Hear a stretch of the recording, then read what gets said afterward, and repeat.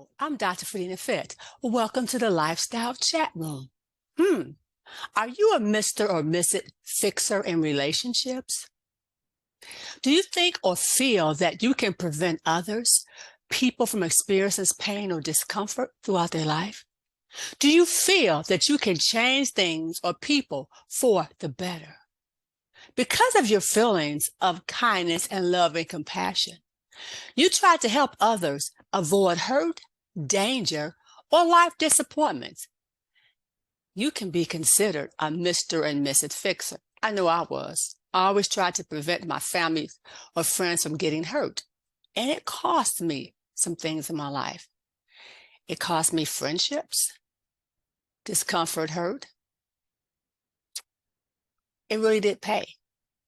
So would you start with the best, so like myself and you, we can start with the best intentions, but mentally can veer into muddy waters quickly. Why? You're trying, like myself, to change situation or person who might not want to change. They get upset at us, at the person. We get upset at the person as we see them remaining in situations and continue to get mistreated. Or we can lose a very valuable friend for trying to help.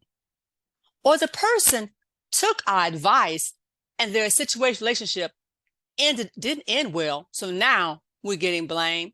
Been there too.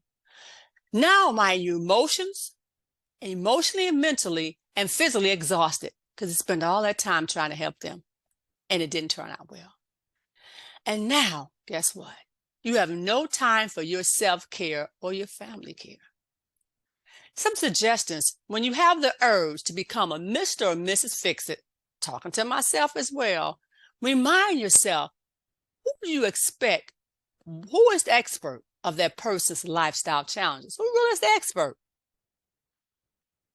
When you care to break down and get told into, when you think about it, you think about your car when it breaks down. What do? You told it to a professional mechanic who can fix it. If you have plumbing issues at home, the plumber does not show up and tell us what we need to do. He waits until we call and invite us to come and help and tell us what happened. So before entering a relationship in the fix-it mode, I'm reminding myself too, make sure we have active listening skills. Listen, look at the body language, the facial expression. What's going on around them? What's happening as we look as what they're telling us what's going on? And think about it. As we think about, okay, what's going on in life? Why they're saying this? What's really happening? How long they've been going through? Making sure we're not being judgmental. But make sure, too, that we wait until we're what? Asked. And then don't feel guilty when we don't enter the title of Mr. and Mrs. Fixer Zone, decide to stay out. Remember, it's not our job to what? Change people. Remember, we can't be all things to all people. We may be doing that person a disservice by asserting our viewpoints into their affairs of life. So hold it. Did they even ask us to help them? And even after they ask us to help them, do they really want our assistance? Stop, breathe, and meditate on that before the next time you take on a Mr. or Mrs. Fix-It situation. Think about the whole picture, before and after. And remember, think to yourself, do I like getting fixed?